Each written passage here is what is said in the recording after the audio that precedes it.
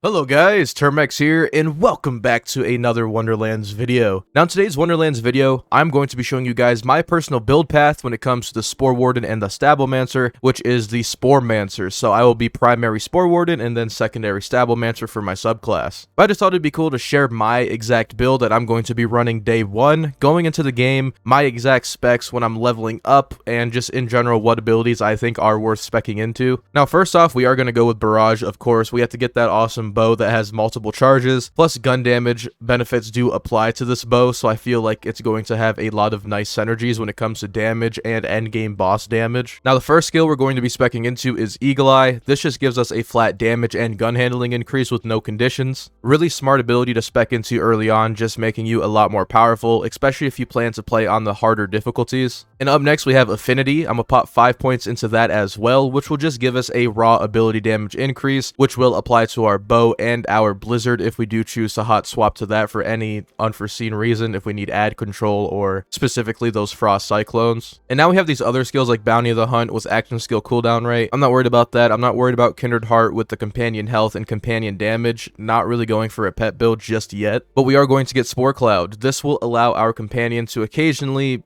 make a taunt that leaves behind a poison cloud that deals damage over time.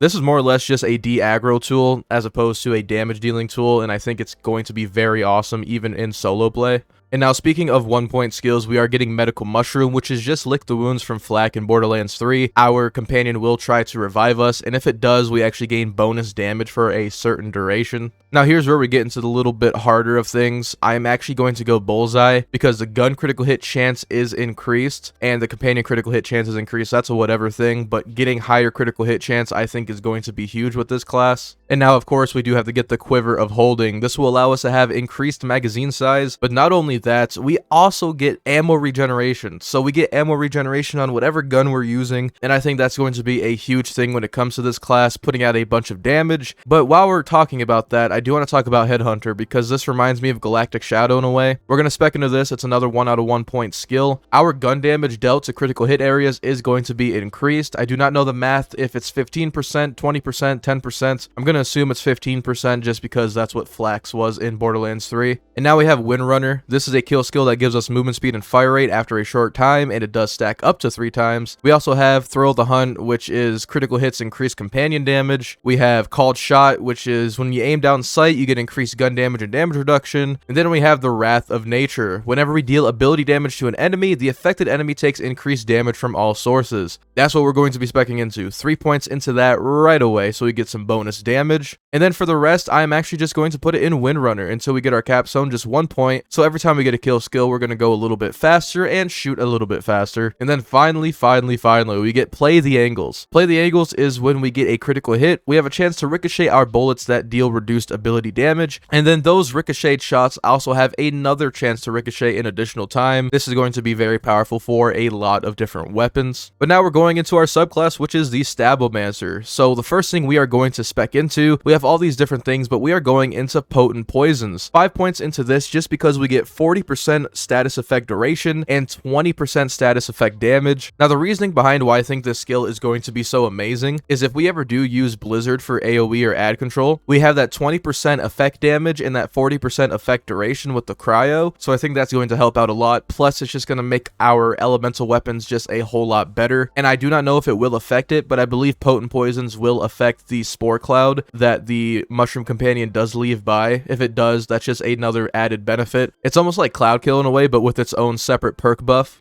Now right below Potent Poisons, we do have Exploit Their Weaknesses. Whenever the Fate Maker applies a status effect to an enemy, the affected enemy takes plus 6% increased damage from all sources for its duration. So the fact that we just spec'd into 40% more status duration, and now we do 6% more damage with the status effect applied, that is just insane because that's going to give us guaranteed bonus damage for just lighting an enemy on fire, or anything elemental related that has a damage over time effect. We will be getting bonus damage on said enemy. And now up here we do have Arsenal, which just increases spell damage, gun damage, and melee damage per level. We are speccing 5 points into this because it is a 15% boost to all sources. Now I think this is a more self-explanatory skill. It's going to make our whole character just 15% better when it comes to our gun damage and our spell damage. And like I said before, Barrage does get increases from gun damage benefits, so this skill indirectly just gives our Barrage 15% more damage. And now we're going a little bit into some of the melee-only skills that Stabbomancer provides. We're not really going to be getting those like Shadow Step, Nimble, and Follow-Up. We're more looking for maybe Haste or Swift Death. Now with Swift Death, we will be getting bonus damage dealt per our move speed, just like Violent Momentum. But I do not know if relics are going to be like the Snowdrift, where we can actually maximize this perk. But now we have all these other perks. You can put your point where you want, but for the last point, I am putting it into Haste, because we just get melee attack speed and movement speed, and when we cast a spell, the movement speed and melee attack speed bonuses are doubled by their percentage for 12 seconds. So when we do cast a spell, we will be getting 8% more movement speed. Yes, you could spec more into this if you want to sacrifice your status effect, but I do believe these two in conjunction are going to be pretty insane. But that's really it, guys. That's the build I'm going to be rocking in that order. That's how I'm going to be speccing it. I do believe that we can get some things going here. Now, if you want to switch out your action skills, for example, like Blizzard, that would be perfectly fine with this build. From the Shadows would be pretty nice if you want to do your bonus critical hits and all that kind of fun stuff. But for me, I'm going Barrage. I'm going to see how Barrage plays and how the synergies are. But I do believe things will change. If I want a more melee-centric build with Ghost Blade, I will spec more melee and not go so deep into the Spore Warden. If I want more Blizzard, maybe I'll do more elemental damage and stack with companion damage and be a more laid-back playstyle. So for me, this is what I'm going to be doing so I can have the most damage at my hands to get through the game, learn stuff about the game, and overall